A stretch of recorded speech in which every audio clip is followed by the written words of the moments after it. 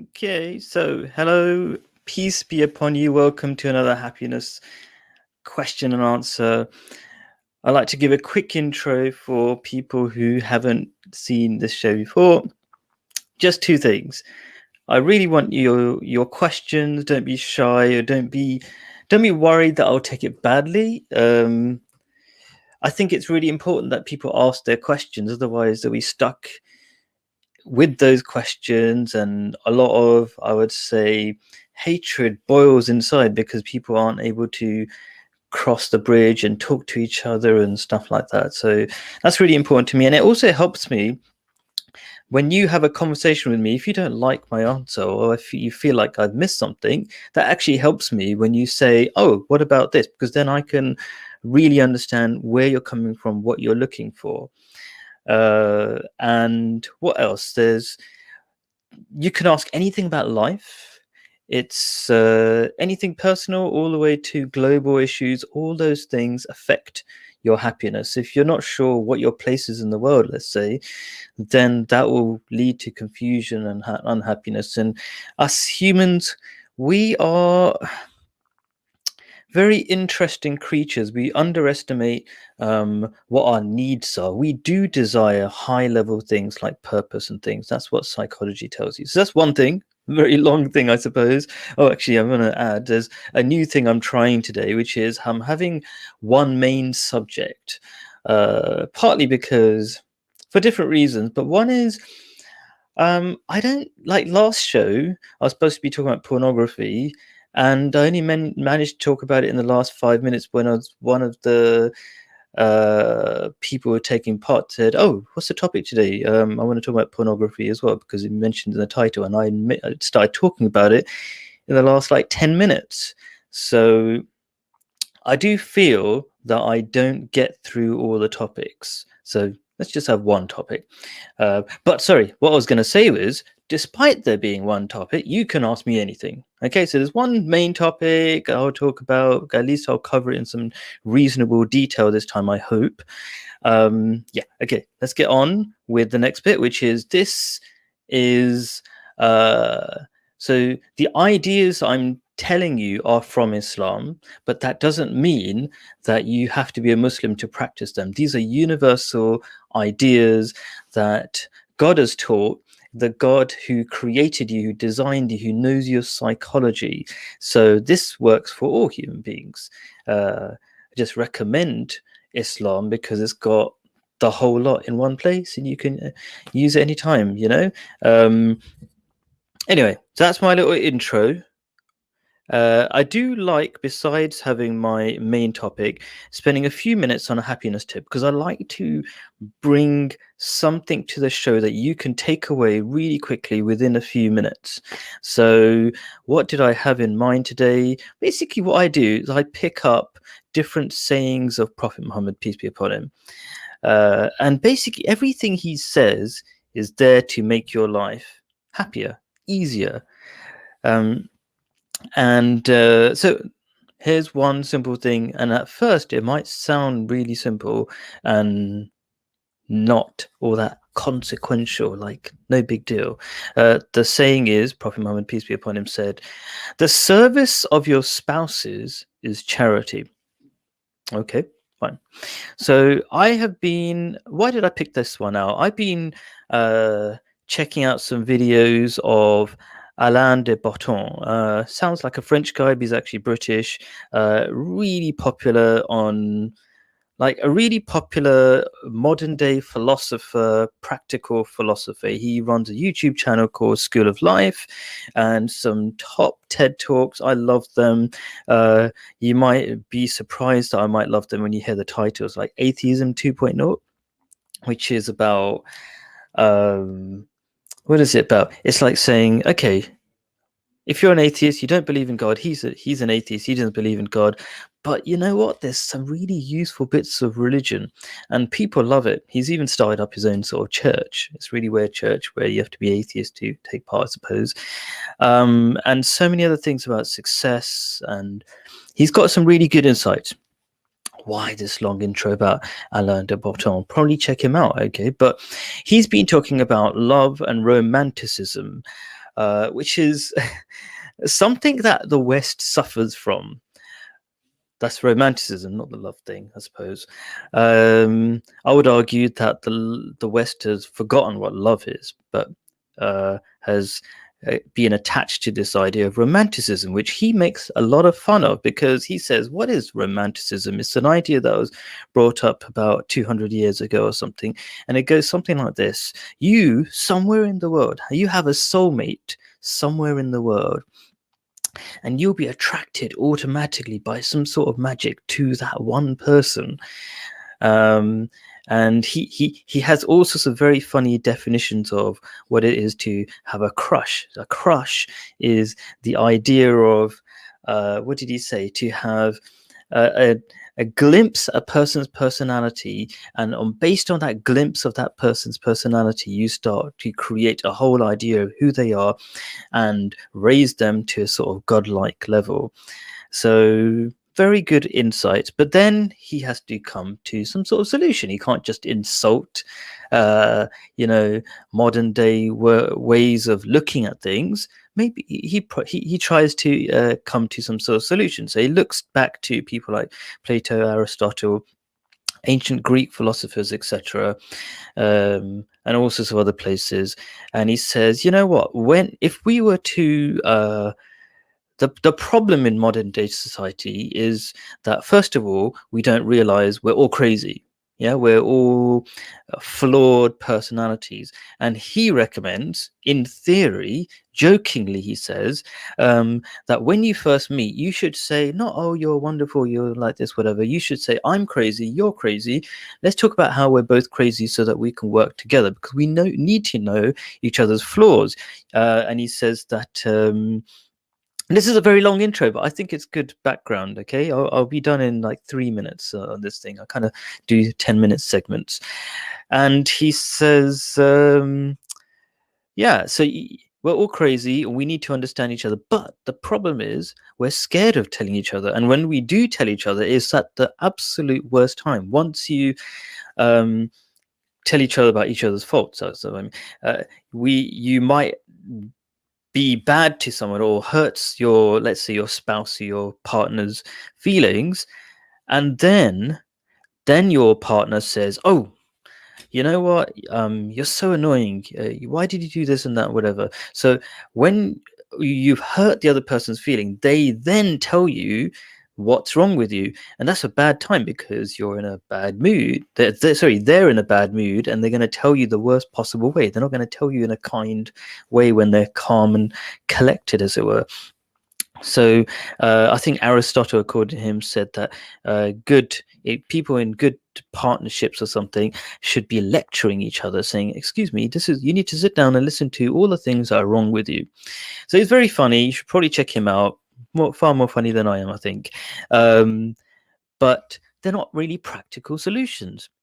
He's identified a problem, but he hasn't found a practical solution. And I'm going to come now all the way back to what Prophet Muhammad, peace be upon him, said. And he said, the service of your spouse is charity. Now, he just, in one way, Prophet Muhammad is recommending that you keep as a daily practice, or a continuous part of your life, be of service to your husband or wife, your spouse. How is that a solution to everything? Well, you can't really lecture people. What you can do is demonstrate how to behave. Be an example. So when you're an example, what happens is something like this. You want let's say your wife to, I don't know, be caring or something, or thoughtful. So what you do is you demonstrate that behavior. You are caring, you behave, and then your wife, let's say, could be the other way around, of course. Let's not get complicated about this. Would see that, go, such a good behavior. I think I'll copy that. They don't go like, if you had the other way, you said something like, I'm going to lecture you. This is how you should behave, right? Sometimes you won't even be doing that, so that's a dangerous place to go in the first place. Yeah, but instead of that, by giving an example, your wife is not going to say, you're very clever by demonstrating good behavior. I'm not going to fall for that trap. I'm not going to be good like that. That's probably an unlikely response. That would be a weird response. I think I've never seen that. I'm not sure. It's possible, but it's probably more practical than lecturing somebody about their faults. Um, yeah, and you just become better and better people. And there is a saying or verse of the Quran that says something along the lines of, it's pretty much the same as what I'm going to say. Good men are for good women, and bad men are for bad women. Meaning, I think we've heard this thing. Like attracts like. So, and if you become a better person, maybe you attract or improve the relationship between yourselves. You're not static. You're not fixed personalities. Let's get on with the next bit. Okay, so the main thing is. Oh, by the way, please ask questions. Please ask questions. Do we need religion to be good? That's what I advertised, and I really like the short version because it kind of gets to the short version of do we need religion to be good, which is do we need religion, right? Because what is the point of religion? If it has no point, then forget about, does it help us be better or something? In fact, the whole point of religion is, I suppose, to make the world a better place. And being good is about making the world a better place. So that's the interesting question. Do we need religion? That's an interesting question. So, the way I translate that in my head is considering that, let's say, religion has lots of wisdom, I'm just demonstrated it there, and it's proved wisdom. If you go around the world, you'll see that so many uh, happy families and happy societies, and people go around different places in the world and they're amazed when they go out of the West. They go, how are people so connected? And it's religion that brings them together. You can go, I keep repeating the same old stories, but people who go often to Muslim countries, they feel so much more connected, especially people who go to, I don't know, I haven't been to Morocco. Apparently some bad bits of it as well. But people go there and they go, their lives are changed and they think, wow, it's so different. There's a YouTuber that I'm following. I can't remember what he's something. He's in Bali at the moment and he feels so much happier just because of they've got Hinduism there or something, right? But still, there's something about the Hinduism about being connected and being grateful for whatever you have, that makes the whole place so much happier and excited and so much relaxed, stress free, and all that kind of stuff.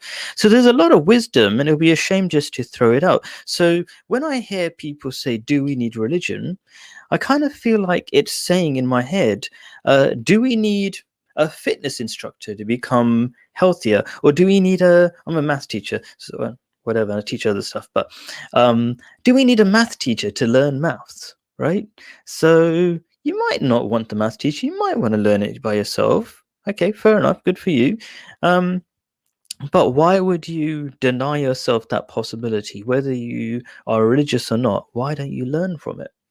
So that's one way of looking at it. In fact, I did plan on, I like the idea of not starting with my own words. So I did plan on using the words of the Holy Quran.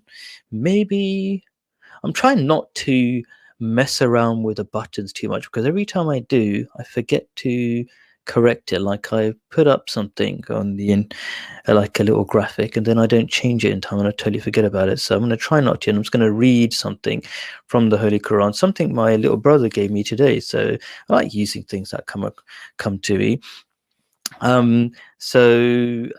There's chapter 11 of the Quran, verse 25 or 24 if you don't include the first verse. Some people do that. It's a bit weird.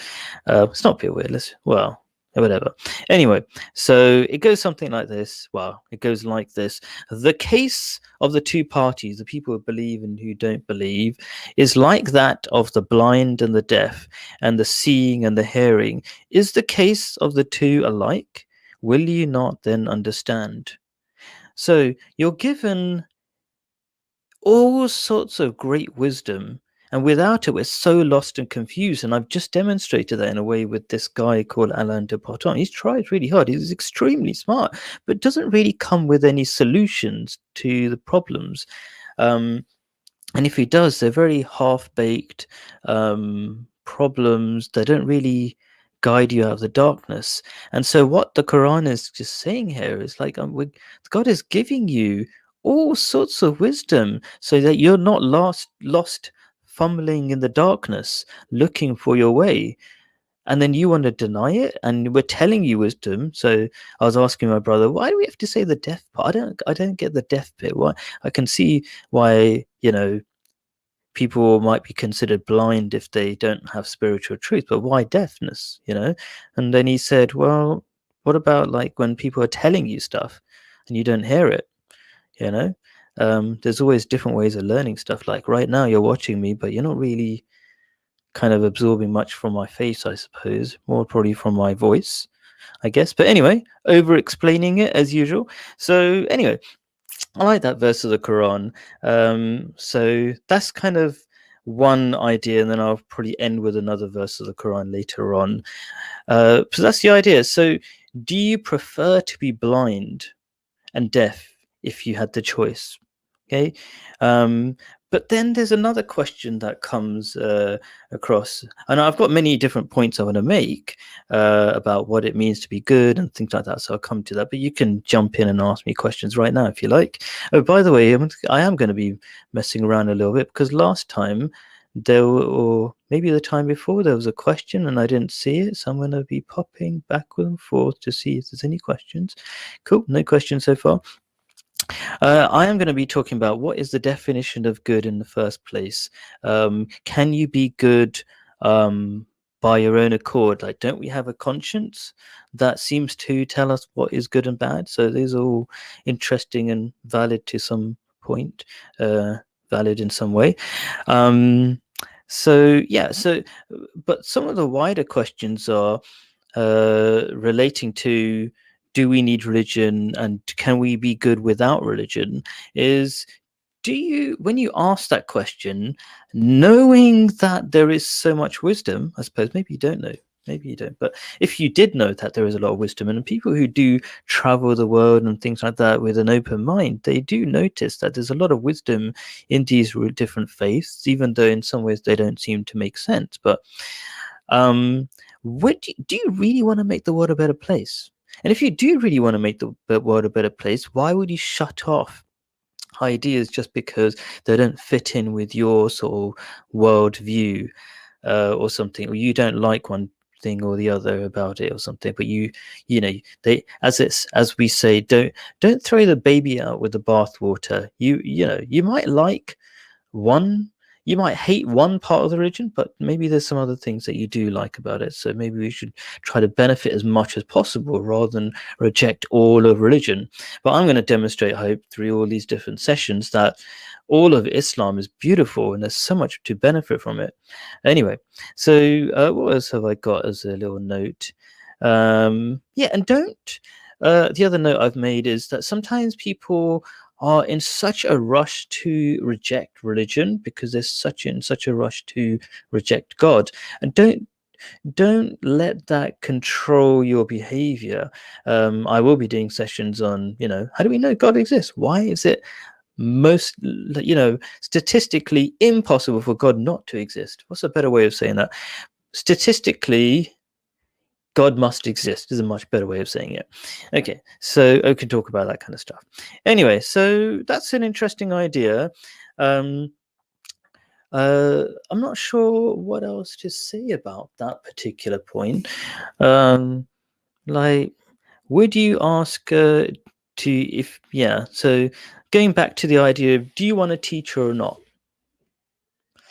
Well, there's so much wisdom in Islam. For example, I could just I'm trying to go into this point a bit more, but let's just throw in whatever idea that comes to mind to demonstrate that there is so much good in Islam, and a lot of people won't be aware of it. It's like, there's another saying. Let's just say, um, I read this one earlier on today, and it's so interesting. To smile in your, I think I'm going to do an experiment in a second. To smile in your brother's face is charity. Doesn't that sound really strange? Okay, so let's do the experiment. I like having fun. This is a very chilled out session. 1 second.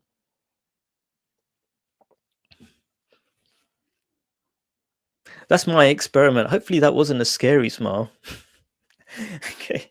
The point of this experiment was, think about what, hopefully you weren't scared when you saw that. The point of it was, I'm just going to explain the psychology behind it, of me smiling into the camera. That's what I was doing. I'm not sure how my face came across just then. Was that psychologists say that when we smile at somebody, that somebody automatically smiles back, because in our nature is to imitate, and that when the other person smiles back, they actually feel the other person's feelings. So basically, you're kind of transmitting happiness to other people, and you could call that charity. You're giving your smile, your happiness to somebody else. Okay, so that's an amazing meaning behind this.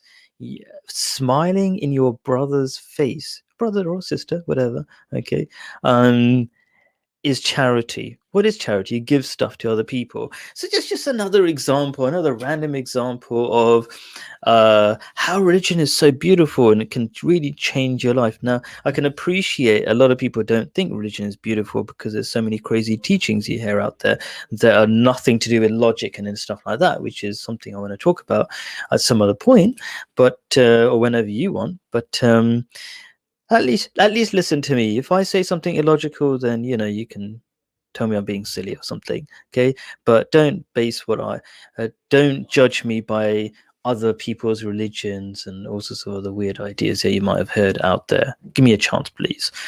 So yeah, let's get on to the next point, which is, what is good? Yeah, so the whole question is, do we need religion to be good? I kind of cover, I think the core of it is, do we need religion at all? But do we need religion to be good? So first of all, what is the idea of good? Okay, and it's important because, let's say you're in a relationship, okay, and this is when kind of these kind of things are the ones that really matter. When you're in a relationship, you're kind of stuck together, and you really need to be working together in tandem, I think is the word. I feel like it's kind of like, okay, forget it. I was going to say something about three-legged races, is something like that, but you might not know what a three-legged race is. So unless you've got a child in primary school or something. So yeah, marriage is like a three-legged race. You really have to be working together. And say your wife thinks it's okay to wear a mini skirt in private places with other men or something, and then you feel jealous, but you don't have a fixed rule of what is good, and she might say that is good because she's practicing her right to do whatever she wants and be free and all this kind of stuff. So, and you might have a different opinion, so then things get a bit difficult. And I really like to talk about things in a very practical way rather than sort of academic way. What is the meaning of good? Because there is this argument, and easily proved, that the definition of good itself comes from a religion, because well, the law itself is telling you what is right, what is wrong, and where do they get those definitions? Originally, it was from religion, and it's very hard to define what is good and what is bad without religion or some higher kind of ruling force or something. Like, when is murder bad? Well, when you're having a war or something, you're allowed to kill other people, I suppose. Not really allowed to. It's not a great thing, but it's just kind of the nature of war. So it's very complex, and religion is actually the foundation of law around the world. So it does define what is good and bad, and it's very hard to define good and bad otherwise. But yeah, so it's important to know that. But I was going to say but, so let's go on to the next thing, which is, can't we feel what is good and bad? Like, can't we tell somehow what is good and bad? Well, I agree. We do have a conscience deep down inside. If we're listening to it, we can get a sense of, in front of us, when we have two choices, we can go, oh, really, you get a sense of what is the right thing to do. Sometimes we can lie to ourselves, so that makes it a bit more complicated. But I wouldn't say that conscience gives you a fully laid out plan, which is what religion does. Okay. It gives you a full plan of this is wrong, this is right, this is wrong, this is right. There are some things in between where you actually have to use your brain. Um, like, let's have some fun situations to describe. Uh, because my son's always having a go at me in different ways. He says, I say to him, for example, don't watch YouTube videos before prayers because you get really distracted, and then I'm often waiting for him for at least 10 minutes and waiting for the whole whatever family, and I sit on the stairs and making sure everybody's there, and I do watch YouTube videos. So maybe I'll be a hypocrite in that sense, but I don't think I get particularly distracted and I get really bored waiting for everybody. So suppose you need to apply some sort of common sense there. Common sense or some sort of judgment, I would say. I don't like the word common sense. Yeah, common sense is a bit complicated, I think, sometimes. Right, so yeah, religion does expect you to use your intelligence. So in Islam, for example, a lovely example that I remember, and I was told people like stories, so let's give you a little story. In Islam, you're not allowed to eat donkeys, as far as I know. Was it donkeys? I think it was donkeys. You're not allowed to eat a donkey. I don't know why you're not allowed to eat a donkey, but anyway. But we don't normally eat donkeys, Muslims. Anyway, in this particular story, that's how I remember it. Anyway, and so there were two neighbors, and there's one person who's saving up to do one of the 5 pillars of Islam, which is go for the Hajj, the pilgrimage, and he saved up for 40 years or something like that. And making a long story of this, but anyway, he said he was just on his way, and he could smell a strange smell, and well, yeah, a different smell, and it smelled okay, I suppose, from his neighbor's house. And as he was about to go, he said, like, to his neighbor, because they were really good friends, he said to his neighbor, "How comes you didn't invite me for food?"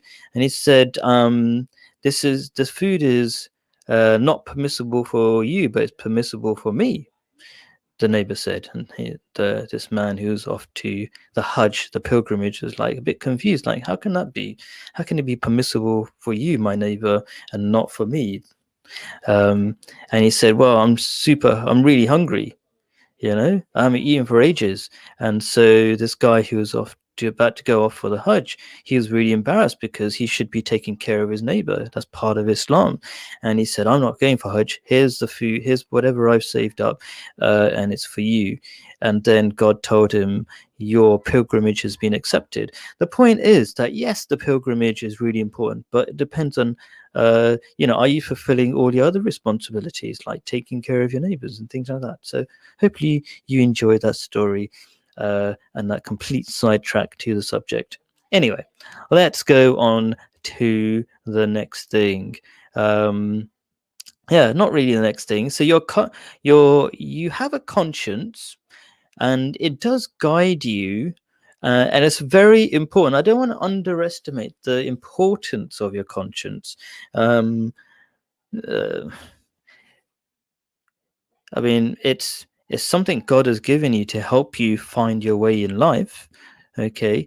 But really, it's there to hopefully guide you to Islam, basically, where you've got the whole plan given to you, or a very logical plan. And to deny this guidance that you're given, would be ungrateful. Well, it's a question of whether you believe it or not, but let's say if you see some guidance, you should take it, because your conscience really doesn't tell you kind of the meaning of life by itself unless you really dig deep. It's a pretty hard question to answer, and especially since we have the quite natural habit of lying to ourselves or deceiving ourselves.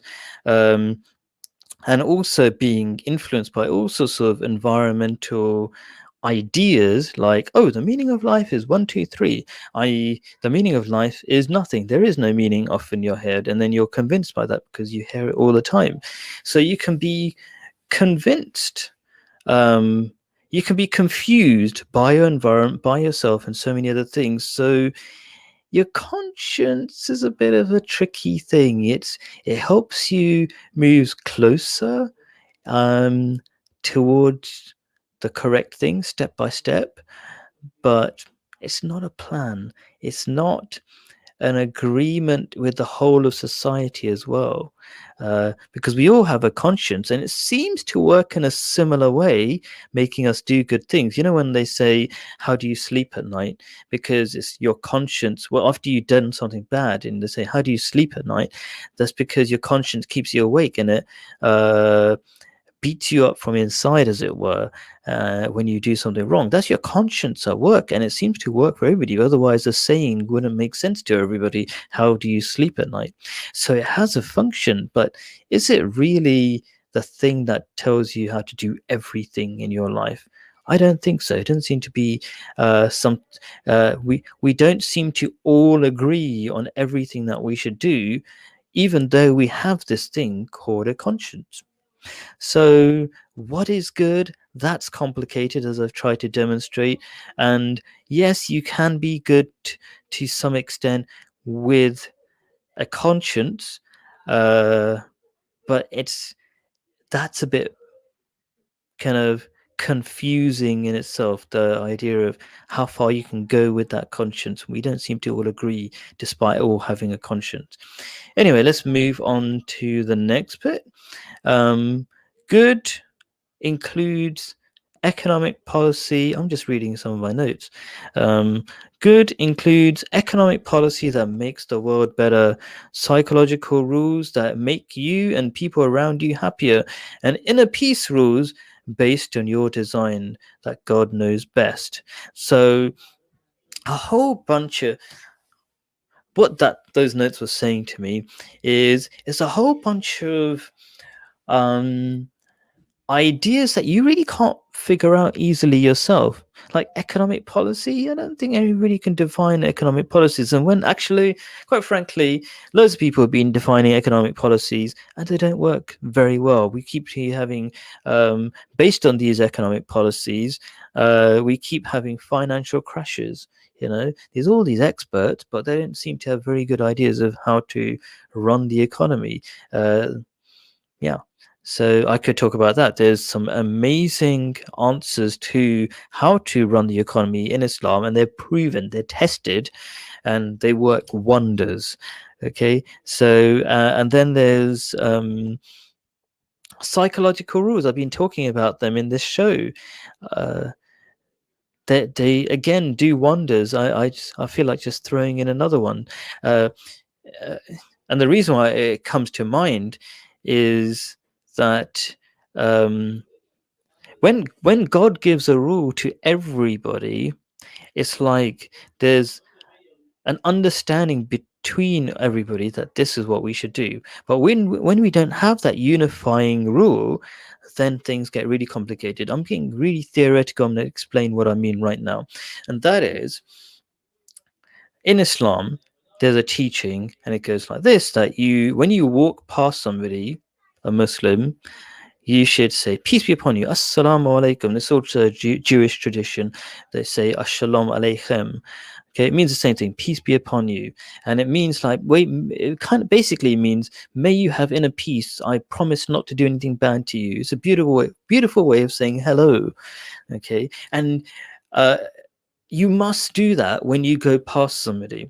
Okay, it's an idea of recognizing each other and appreciating each other, and Islam puts so much emphasis on it. It sounds really strange that it says, even if there are two of you walking and there's a tree in between and you go around the tree, you should say assalamu alaikum, peace be upon you, again. So that might sound really strange if you don't understand psychology, but we're beginning to see all sorts of problems in big cities like, where I am in London, where people don't even make eye contact and they go past each other, and people are feeling more and more disconnected. I say disconnected, it's one of those fancy kind of psychological words. So maybe I should say more and more lonely. Yeah. Um, and that's because we don't really appreciate what we as human beings need. We're not all deep psychologists, and even the psychologists are very, very confused. They've got some ideas after they do a million and one experiments, and sometimes after the experiments they just prove stuff that we kind of already know, and sometimes they prove some more interesting stuff that we might not know. So did you know that there's an experiment that proves that most of us are willing to commit murder if we're told to by somebody in a lab coat just because they seem to have authority? That's what happened in the Holocaust. The what's it called? Auschwitz, whatever was that called? The camp for keeping Jewish people there. Concentration camps. When they were asked, why did you do all this terrible stuff? You even used to know some of these Jews as your neighbors and stuff like that. And they said, we were just doing our job. We were just told to. And we are heavily influenced by other people, and especially people in authority.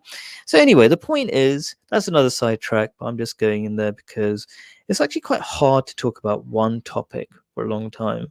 Although I do feel I was quite excited about talking about one topic for a long time, but it's pretty hard.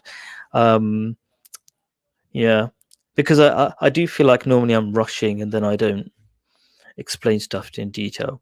Come on, give me a question. Help me out here.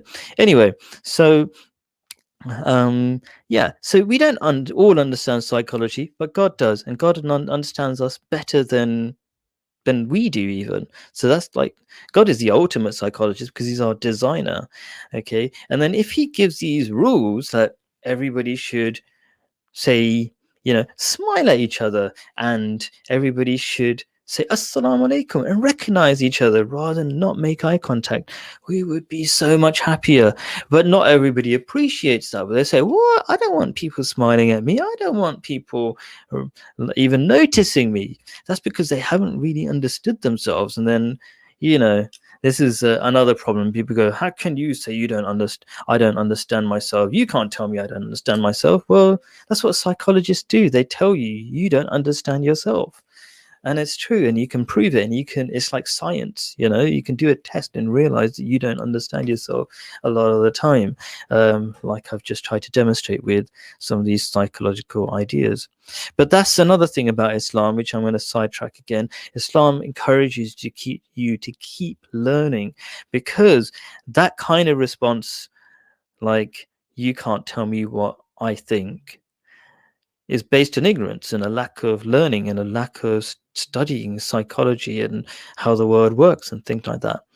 So Islam really puts a lot of emphasis on learning. And you might think there's a lot of misunderstanding about, I suppose I say misunderstanding about religion. Let's say there is a lot of religion.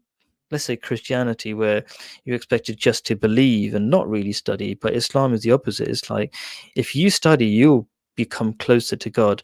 Literally, the blood of an academic or a person who learns is worth more than blood of a martyr. Another saying is, you should go to all the way to China. That was just an example of a faraway place at that time. It was the time of Prophet Muhammad, peace be upon him.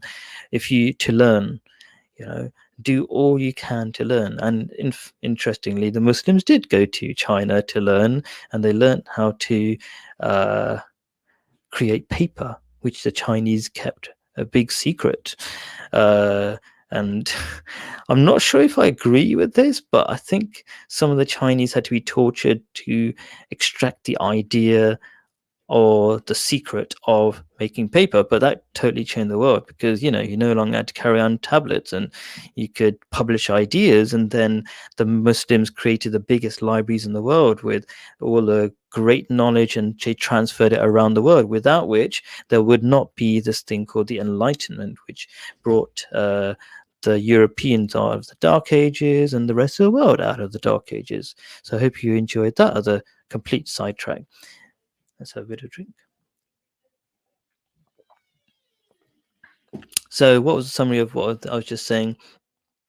I was saying you should. Um, Islam encourages you to learn and study, and that will only bring you closer to God. Well, it can bring you closer to God if you're honest with yourself, but if you're really arrogant, you can filter out all the information related to the truth in Islam, as we do, if you want, you know. So learn but be humble. That's the way to Islam. And yeah, let me go to the next thing. So good includes economic policies, psychological rules, and even rules about inner peace, which again are basically psychological rules. Um, and so I would recommend, do we need religion to be good? Yeah. Because, for example, did you know it's a really good thing to make eye contact and smile at strangers? I mean, not in our environment. You don't want to scare people. Again, you have to do things in balance. Um, but if we could, did you know that would be a really good thing? You know, what's the definition of good and bad? I mean, that's a really, really good thing that makes people happier and saves them from loneliness and things like that, and really, really makes a big difference in people's lives. I say really, really because it really, really does. If you look at what people who are suffering from loneliness in this country are, there's like about 9 million people in a small country of just 60 odd million people. Country, maybe England is 60 million or the UK is 60 million, I don't know, but it's a massive percentage. It's crazy. We are suffering from so many problems, and we think we don't need religion. Religion solves so many problems. Like, okay, um, people like there's so many people in London. How can you be lonely? Well, people don't know that they should be friendly towards their neighbors. They don't know how to be friendly towards each other and loving and all this kind of stuff because they haven't been told that since they were children. Okay, that it was a really important thing. So just to demonstrate what I'm saying is that me and my family, we go out to all the neighbors on New Year's and Eid and even Christmas or whatever, different times, yeah, and we give presents to the neighbors. We're the only people who do that, and people reciprocate. You know, they give us stuff back sometimes. We're not at all expecting anything back, but because we were brought up that way, because that we know that's really important, we're the ones who make that happen. And when you don't have that as part of your basic belief, then in practice you don't do it. In theory, yeah, you can do everything, but in practice you see what happens in London. Okay, there are a lot of problems in London. Never mind COVID, the reason why covid the COVID-19 virus continues is because of not following really basic Islamic principles, which I could talk about. I'm trying to avoid right now, but basically of obeying the leaders of the country, even if you disagree with them. Yeah, and Prophet Muhammad, peace be upon him, actually taught amazing rules about how to, combat plagues and pandemics like COVID-19. Anyway, if you want to ask me about it, you can. You know what? I'm going to have a quick flick, or I quite doubt it though, if there's a question, but I'm going to flick to the other. No. Sometimes I get lots of questions, sometimes I have no questions. I wonder why. Interesting. Okay, so it could be that this topic is boring. I don't know. But I find it absolutely fundamental. I mean, I definitely find it exciting. It's my idea of exciting because I think Islam changes the world. Um, but yeah, anyway. Let's see, what else have I got to say? Okay, is it good to ignore God? So we're talking about being good.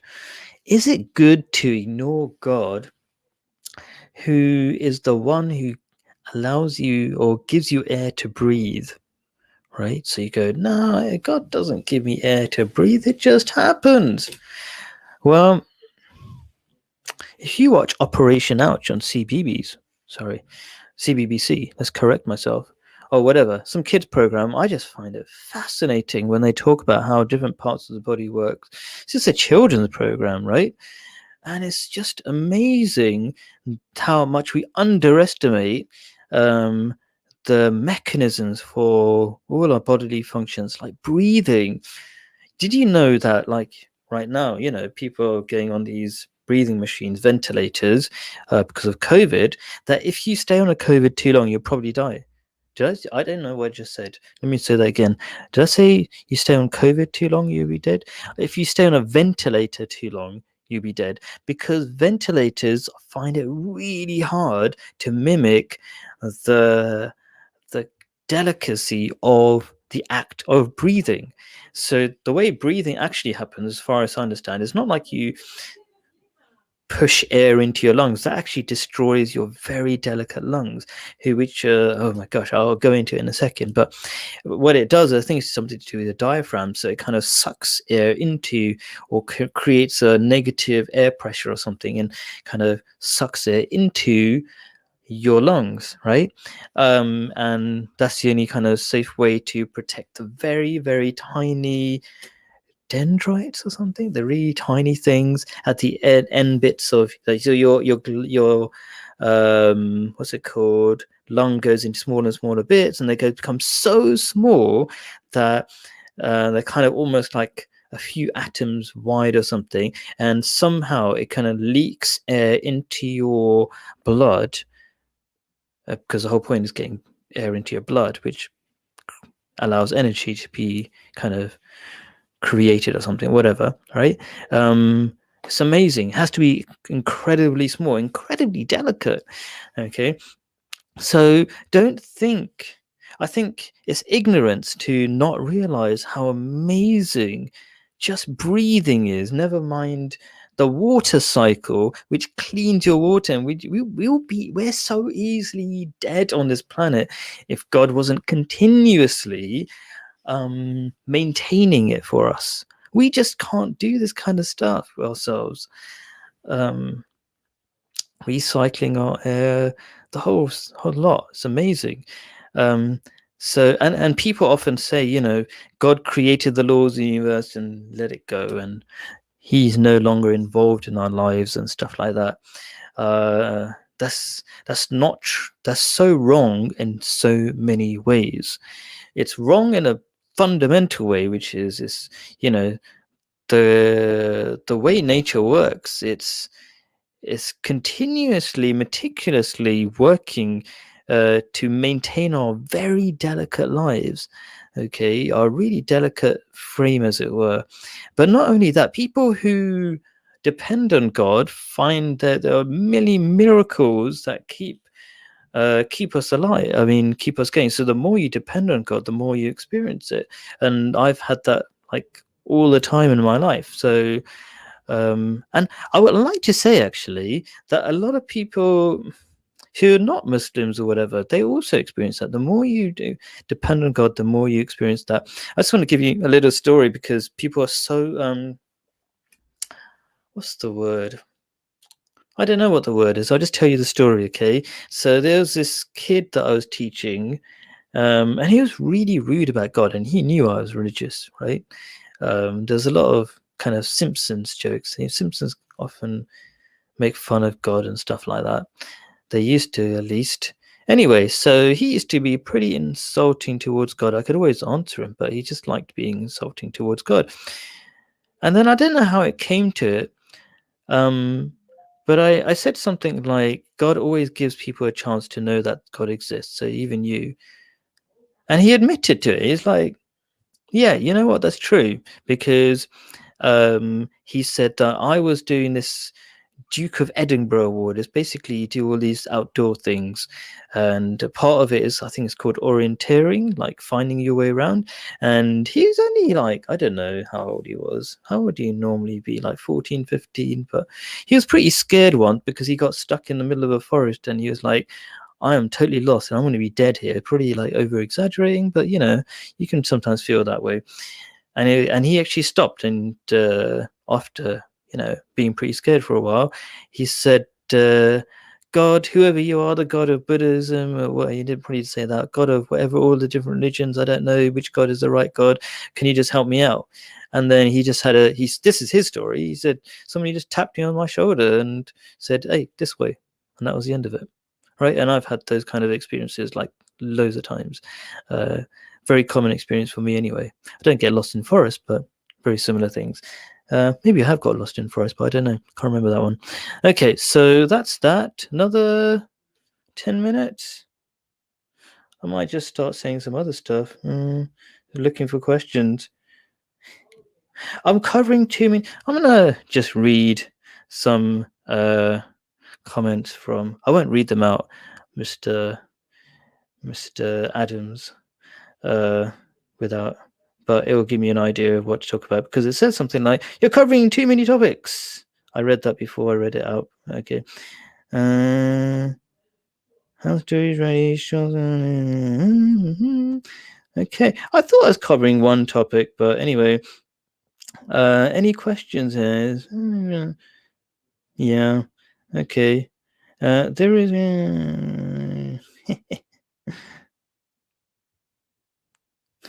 Okay. All right. I'm just talking to myself right now by reading these fun. Um, uh, he's saying don't criticize other religions, and also sidetracks are cool. Okay, fine. All right. So anyway, let's just completely pick another topic because I think I've kind of worn this thing out. I really need somebody to disagree with me so I can actually explain stuff because I really feel like I've explained it as much as I can. This is a bit of an experiment. I don't mind things going wrong, I suppose. I'm not sure if they have gone wrong, but yeah, let's just wind up a little bit with, as I promised, I said I would read I would end with something from the Holy Quran. So it says, say, when it says say, it means like tell the word. The good, the bad, and the good are not alike, even though the abundance of the bad may cause thee to wonder. So fear Allah, which is God, the one God. O men, or it says, O men in Old English, O people of understanding, that you may prosper. Okay, so yeah, so what's the point of this is that we often get the definition of good and bad mixed up, and the only sure way of knowing the difference between good and bad is when you fear God, and God, it's a way of clearing your conscience. So yeah, the conscience is good, but we like to lie to ourselves. But why do we lie to ourselves? I suppose that's interesting. It's because we think we can get away with it. We go, yeah, taking that £10 note off the floor, even though I don't need it, and somebody might want to come back and get it. You know what? I could use it for making myself happy, or I don't know, some sort of weird thing, because they know nobody's watching, or they hope nobody's watching. But if you know, 1 second.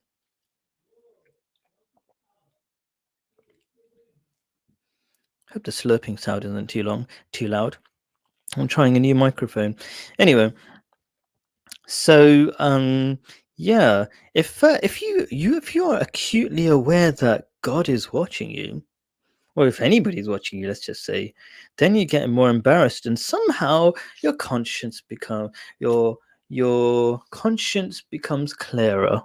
Yeah. So we do lie to ourselves quite quite slightly aware of what we're doing, let's say, but we do it so often that we just doesn't matter, right? So anyway, the point of this thing is that if you fear God, like you fear that God is watching me, God wants me to be good, and at the end of the day, when I go to the next life, I'll have to answer for it. Then that clears up your ability to see right from wrong. Uh, Even if, let's say, as the Quran says, the abundance of bad may cause you to wonder, or basically get confused. When you say abundance of bad, that means like if society is full of bad things, we just go along with those bad things.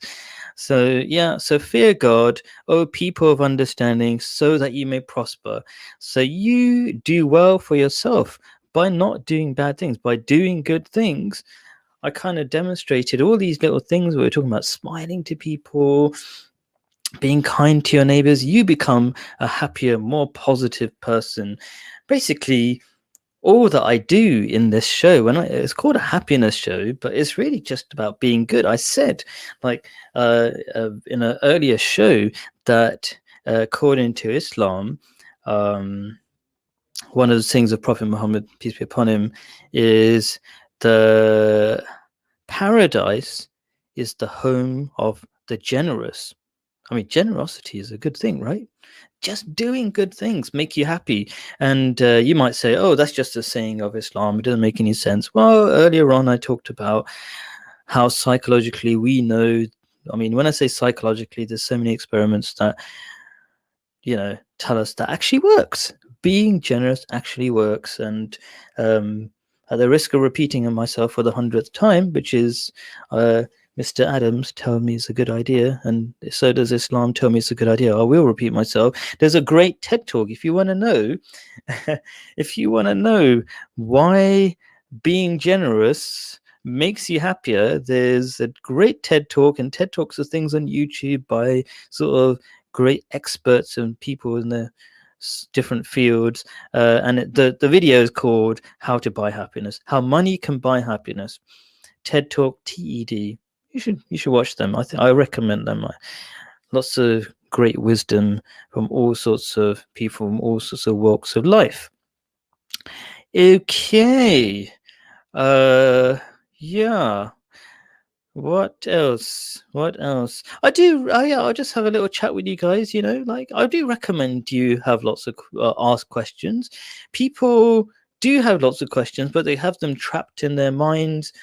Um, Often they're scared that other people, uh, might say something. This is another way I'm going to put it. Right? If I felt that most people are happy, I wouldn't bother doing this show.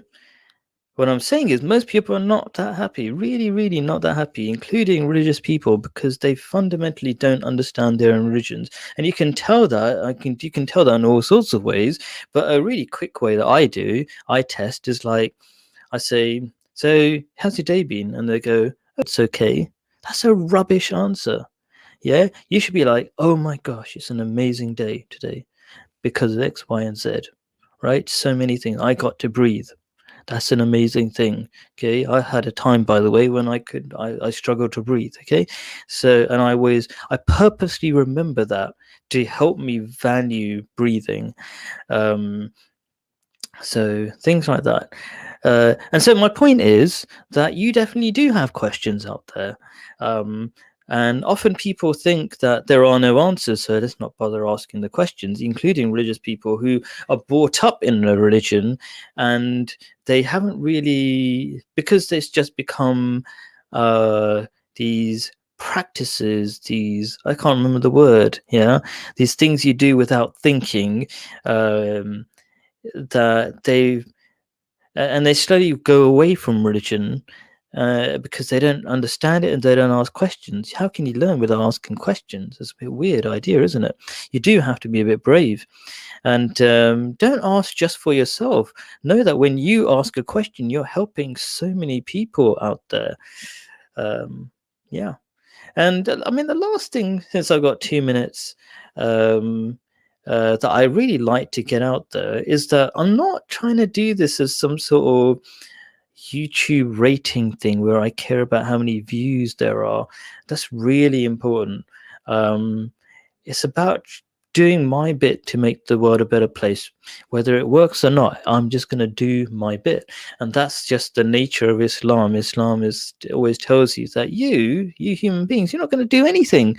But me, God, I just want you to do what I tell you to do, which is try your best. God says I'm going to do the work. For example, God says the heart of man is like between my two fingers. I can flick it just like that, and people will change their hearts if I want them to. That's my job. But of course, God prefers you to be slightly deserving of that change that can totally change your life in 1 second, literally in 1 second.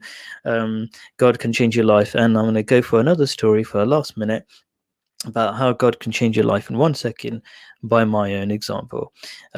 So I was at one point convinced God could not exist. convinced. Okay, and so the story is I'm in Waterloo Station. It's a big station, main station in London. When people go to work in different places in central London, trying my best to turn it into a story. And yeah, and basically I can still remember it. I can still kind of almost see the ceiling, and I said to God, I know you don't exist. I know you don't exist. Definitely you don't exist. Right? It doesn't make sense. For somehow I convinced myself of that, right? Um, and then I said, but even then, I'm just going to be humble just for now. I'm just going to be humble. And you just tell me, when I say I'm going to be humble, I'm going to be open to the idea that you exist. I don't know how I can be open to the idea that you exist, God, but I'm just going to, you know, give you a chance. And literally, I would say in 0 seconds, um, God totally existed. Like it was it was an idea that was put in my head, and that idea is not, you don't, God doesn't have to bother with words. Um, it was like, it was a total realization that God totally must exist. And it's so logical. How can God not exist? The idea in my head was something like, um, the world is so complex, it couldn't have happened by some sort of mathematical mistake. It's statistically impossible because it's so complex. Even if you had a million universes, um, uh, I mean, the time for a million times for the length of the universe, you wouldn't be able to create a fraction of God's creation, like a lung, for example. Okay, and that's statistically true if you look into the hemoglobin number. I'm 1 minute over, and I'm suddenly getting questions. Autumn sword, you know what? Let's just carry on for a few seconds. Autumn sword, there we go. That's a cool. What? Wait a second. How can there be so many questions in the last second? Okay, fine. Let's just click on it. I've got no idea what he's saying. Actually, I should read it before I put it on. Okay, no swear words, so I'll put it on. Okay. So what does it say? The revert needs to segregate and wait a sec. Should I be reading this? Okay, I'll put it on anyway. The revert needs to segregate and divest from the born and bred Muslim, and I kind of understand what you're saying actually. I probably have to explain it a little bit, and form our own mosque, business, and communities. Okay, I get what you're saying. Um, he sounds like this. Autumn Sword sounds like a Muslim, because Muslims often don't call themselves converts, they call themselves reverts, which I would like to explain. Let's just say, I don't want to get in, well, actually I will. It's a misunderstanding of part of the Quran that is described as if we're born Muslims, but our parents make us away from that. Actually, what it says is that we're born on true nature, which is implied to mean that we're born as Muslims. But anyway, that's kind of so should these people who are converts be segregated from born and bred Muslims? I would say that's a bit of a negative view of born and bred Muslims, because born and bred Muslims could be good, but I understand that there's often friction by people who practice religion out of just habit, and those are often born and bred Muslims who don't really understand. But what God teaches is that we should love people, and we should. So if these born and bred Muslims have lost their way, and I see all the way and all the time, and often I get in all sorts of trouble by these born and bred Muslims who make my life difficult. So I totally understand what you're saying. And they do that in the name of Islam, by the way. Yeah. So, but I'm not trying to be negative. I'm trying to explain that I do understand where you're coming from, but you have to have love for people. Just one saying is that if you save the life of one person, it's like saving the life, saving all of humanity. That's the kind of love we need to have for people. Let me just click on to the next one. I really should read it, but we need our own masks, businesses, community. Like, it's not really going to happen in real life. Having your own business, your own business will probably collapse because there aren't many converts or reverts, as you like to put it. So that's not really practical. I mean, I want to have a good conversation with you. It is the last bit. Please come earlier, actually. Autumn Sword, awesome. Thank you. Really appreciate you coming up with the questions. Next week, 7 to 8 p.m. Or even, you know what? I'm going to take your questions and answer them in the chat, or like the comment section below, okay? But I'll give a quick answer now since you're here. Yeah, do for self, whatever. So has something really upset you? Give me an example, because it's good to talk, and I want you to benefit as much from Islam as possible. Especially, I really appreciate that you sound like you converted to Islam, which is a hard thing often nowadays in the West, with all the anti-Islam kind of media. So appreciate you made the effort, and I want to help you as much as possible. Anyway, inshallah means God willing, the revert never lets his deen, which means his faith, go, but inshallah we segregate. So that kind of sounds like a Nation of Islam thing that happened. Like they claimed that Islam was only for black people, and then Malcolm X went to the Hajj and he realized actually it's for everybody, and that that very limited way of looking at Islam is not healthy. So I'm just saying what you're saying is not going to help you, Mr. Autumn Sword, take full benefit from Islam.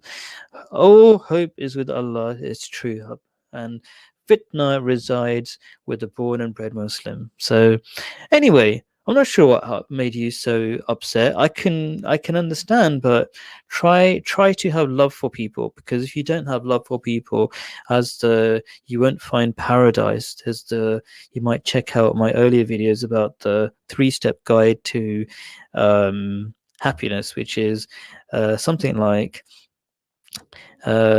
you will not find happiness unless you believe, and you will not believe unless you love each other. That's everybody, okay? And you will not love each other. And shall I tell you something that will make you love each other? That is, spread the salam, peace. So when you can say peace to everybody, I try to wish peace in my heart to people, strangers and everybody, because everybody, whether they're Muslim or not, are my brothers and sisters. So till next time, peace be upon you. Assalamu alaikum.